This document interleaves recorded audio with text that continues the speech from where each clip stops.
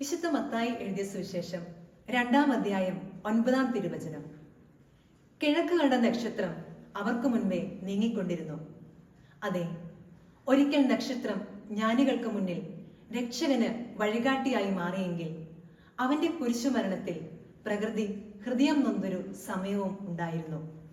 തന്റെ സൃഷ്ടാവ് മനുഷ്യനായി അവതരിക്കുന്നു എന്നറിഞ്ഞ നക്ഷത്രം ജ്ഞാനികൾക്ക് മുന്നിൽ വഴികാട്ടിയായി മാറി. എന്നാൽ സൃഷ്ടാവ് തന്റെ സൃഷ്ടവസ്തുക്കളിൽ 1-ാം സ്ഥാനം നൽകിയ മനുഷ്യൻ തന്നെ മനുഷ്യനായി അവതരിച്ച ദൈവത്തെ കുരിശിൽ തറച്ചപ്പോൾ പ്രകൃതിയുടെ ഹൃദയം വേദനിച്ചു. പ്രകൃതി തന്റെ സൃഷ്ടാവിന്റെ ഹൃദയം അറിയുന്നുവെങ്കിൽ എന്തേ നമുക്കും ആയിക്കൂടാ?